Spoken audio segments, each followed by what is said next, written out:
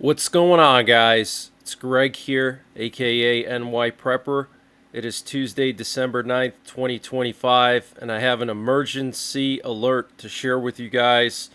Right now it is 12:43 Eastern Time here in the United States, and we have some major breaking news coming in from Venezuela. It looks like the US is about to strike Venezuela. Right now, we have two F-18s just a few miles off the coast of Venezuela, two U.S. Navy F-18 Super Hornet fighter jets just a few miles from Venezuela's territorial waters, which extend 7 miles out. This is the Gulf of Venezuela, which is near Aruba and Curacao. Just going to zoom out so you can see where these jets are. So this is Venezuela, this is Caracas, and then all the way to the west, close to Colombia, we have these F-18s here flying close to the Colombian border. This is extremely serious. I think this is the closest they've ever come to Venezuela. And last night we had a U.S. Navy recon drone patrolling the entire coastline of Venezuela. Here you can see it did this massive east to west patrol looking at the entire coastline of Venezuela. This is typically what they do when they're trying to pick out targets for strikes, or if they're trying to see where the troops are located and different missile systems, radar systems, etc. And also today, the U.S. Defense Secretary Pete Hegseth, the chairman of the Joint Chiefs of Staff, Dan Kane, basically the top U.S. military general, and Marco Rubio, the Secretary of State / National Security Advisor, will be briefing the Gang of Eight, which are the top 8 congressional leaders. So these are the Senate and House majority and minority leaders, plus the leaders of the Senate and House Intelligence Committees. Okay, so typically they only brief the Gang of Eight to preserve operational security, meaning that when the U.S. president wants to conduct some kind of military action, and it has to be done in a short period of time because maybe the window of intelligence is going to close and the opportunity is going to only be for a short period of time to conduct a strike. They don't have time to brief every single congressman. You know, there's 500 of them. So they just pick the top 8 and they brief them. And so they typically do this right before some kind of military strike so the window of opportunity doesn't close, okay? So looks like we're on the verge of striking Venezuela. Also, 2 Dutch F-35s were scrambled to intercept drones again over the Volkel Air Base over the weekend, which is one of the 6 locations, or actually 7 now, where U.S. B-61 nuclear gravity bombs are stored as part of the NATO nuclear sharing program with the U.S. And electrical outages were reported over the weekend across multiple regions in Venezuela. So maybe U.S. Special Operations took out some of the electrical substations or transmission lines. Remember a few weeks ago when this random part of Venezuela lost power? It was like all the way in the northeastern part of Venezuela. Some city up there just lost power randomly. I think that's the work of U.S. Special Operations, but we're hearing that there are outages being reported across multiple regions in Venezuela. Also, Maria Machado, the opposition leader in Venezuela, already left Venezuela yesterday. She apparently boarded a plane that the U.S. used to deport illegal immigrants to Venezuela as part of a deal between Venezuela and the U.S. The plane was escorted by F-18s and F-35s. So the fact that Machado left Venezuela is a huge sign because they want to keep her safe before they get rid of Maduro, so she doesn't get assassinated by one of Maduro's assassins, okay? And Japan is building a missile archipelago near Taiwan. Japan is accelerating its largest military buildup in over 40 years as tensions with China hit a decade high. The tiny island of Yonaguni, just 110 kilometers from Taiwan, sits on the front line of this growing standoff. The archipelago stretching north to Japan's main islands is being fortified with military radar towers and missile systems, a direct response to past Chinese missile tests near Yonaguni. So this is like the area where Okinawa is located at. And we know that just a few days ago, Japan had to scramble fighter jets to intercept Chinese fighter jets that basically violated Japan's airspace. And the media didn't really talk about that one. And Putin signed an order to call up Russian reserves for military training in 2026. So that's a huge red flag that Russia's preparing to either make another big push into Ukraine and try to take more territory or potentially invade the Baltics. But Putin did sign an order to call up reserves for military training next year. And we know that Europe is going to start doing some conscription.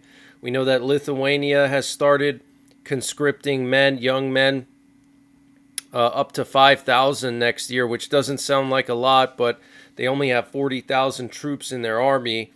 And Germany is already setting up a conscription system that will require all young men to get medical screening. So very, very serious times.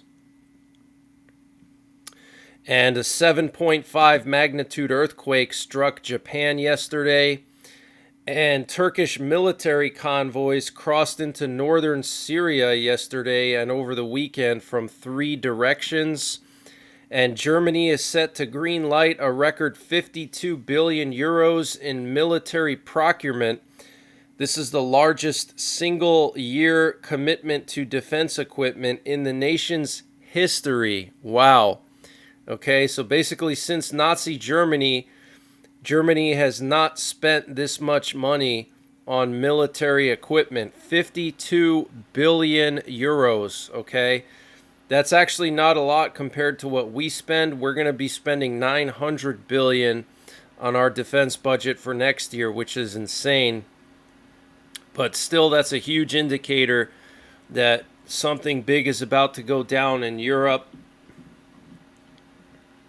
And we have some very interesting information coming out of the National Defense Authorization Act on page 816 of the 2026 National Defense Authorization Act in section 1052, labeled Limitation on Availability of Funds for Travel Expenses of the Office of the Secretary of Defense. Congress states that Defense Secretary Pete Hegseth's travel expenses will be limited to only 75% of the allotted amount until the Department of Defense provides the House and Senate Armed Services Committees with full, unedited footage of the strikes conducted against designated terror organizations in the U.S. Southern Command's area of responsibility. Wow. So they're going to dock Hegseth's travel expenses until he releases unedited footage of these strikes. So very serious. And we're hearing that European officials are considering a quote-unquote nuclear option of dumping U.S. treasuries if Trump cuts a deal with Russia on Ukraine without considering European allies. Wow. That was reported by the Wall Street Journal. And Thailand and Cambodia are now at war. Over the weekend, Thailand bombed Cambodia with F-16's after Cambodia launched artillery strikes on a Thai military base, killing several Thai soldiers. And Thailand said that there is now a large buildup of Cambodian tanks and artillery in the border regions of Thailand and Cambodia. And the Thai Prime Minister called an emergency meeting over the weekend, and he gave the Thai military the green light to quote-unquote carry out full force operations against Cambodia. Wow.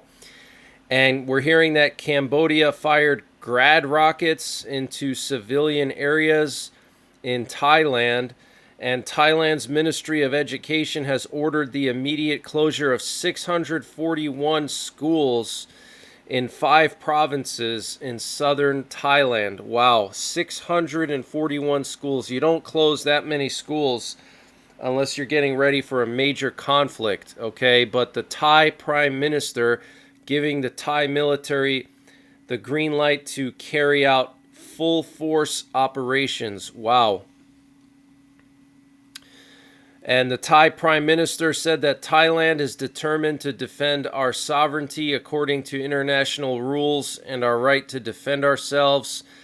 And this weekend, the largest operational deployment of U.S. military forces to Puerto Rico occurred in 30 years. 7,000 troops, ships, B-52s, and special operations arrived in Puerto Rico. Exercises will be conducted near Venezuela, supposedly. And speaking of exercises, we have this very unusual exercise off the coast of Florida scheduled for December 11th through December 15th. A large force military exercise. This is an avoidance advisory for pilots. Looks like about 200 miles east of Florida and Georgia. Not sure what this could be. This is very, very unusual.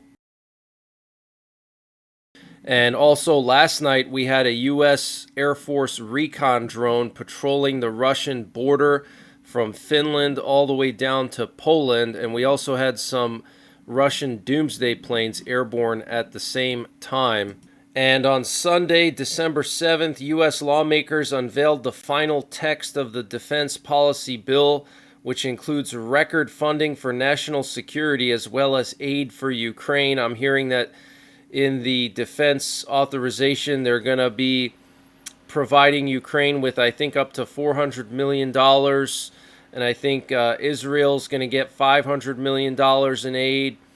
And I think Syria is also going to get like $50 million.